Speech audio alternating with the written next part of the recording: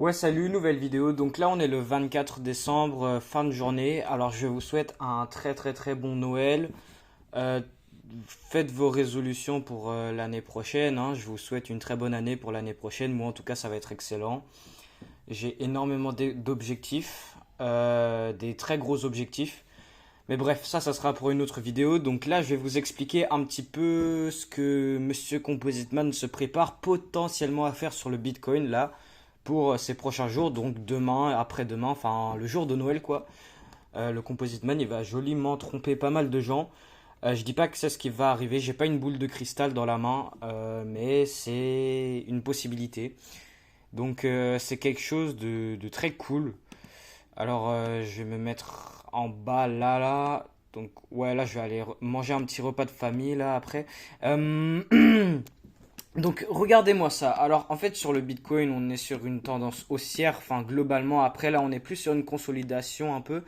Mais sinon, en vrai de vrai, on est en plein bull run. Si on s'y attend pas à un gros crash au 22 000, comme pas mal de gens disent, et comme moi, ça me choquerait pas du tout, parce qu'on avait fait la même chose la dernière fois, avant que le vrai bull run commence, on a liquidé tout le monde et on a crash au 3000, pour ensuite partir au bull run.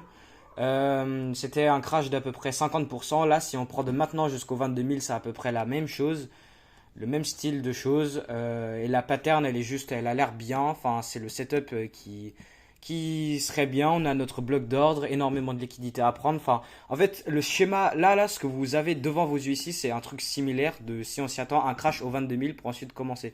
Bon, ici, imaginons, on veut continuer la tendance haussière et là, on a cette consolidation très consolidante. Et bah, c'est très galère à trader ça. Donc, moi, j'ai fait pas mal de pertes là.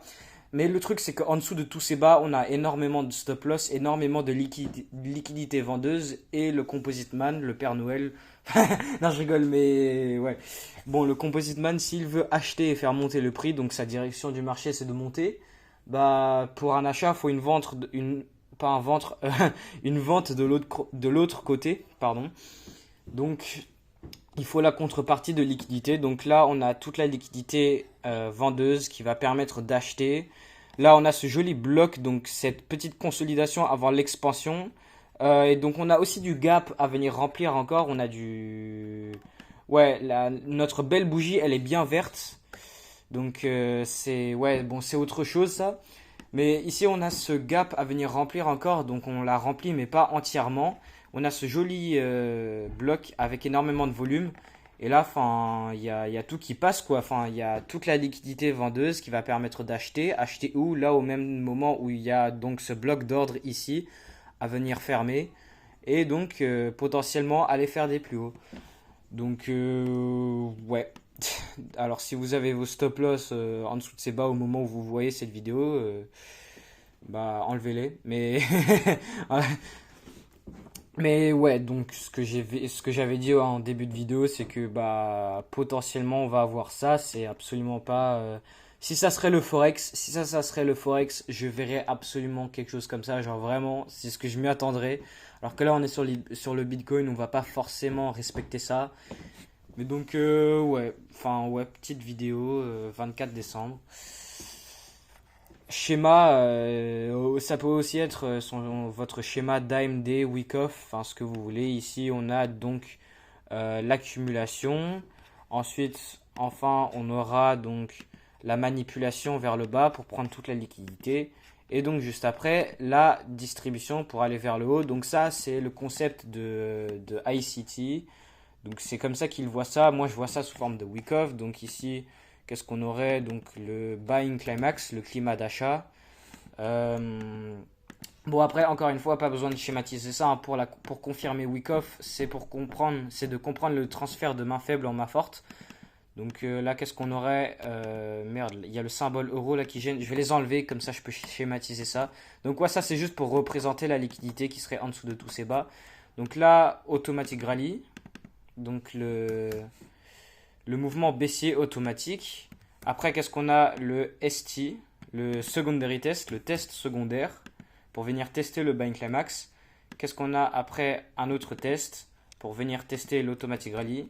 Après, on a une petite liquidation du buying climax et du secondary test, donc potentiellement un sign of strength dans la phase B, donc un signe de pouvoir qu'on va peut-être monter.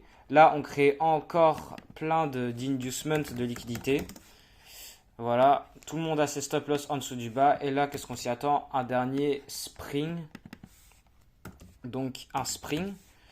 Et quand le composite man il va vendre pour créer donc cette dernière grosse liquidation pour prendre toute cette liquidité vendeuse qui va lui permettre d'acheter, bah là quand vous verrez que vous trouverez une entrée et si jamais vous ratez la montée, bah ici qu'est-ce qu'il a fait pour pouvoir acheter? Il a vendu avant d'acheter.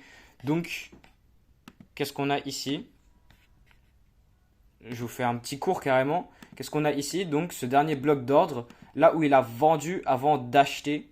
Donc toutes les ventes qui sont là-dedans, ils sont en négatif, vu que le marché il sera en haut. Donc qu'est-ce que le composite man il va devoir faire? Je cherche mon outil.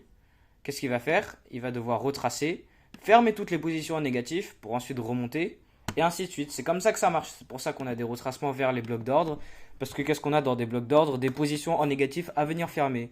Donc après ça, c'est comment je trade le forex, hein, sur le Bitcoin. Ça doit absolument pas respecter ça, c'est pas obligé.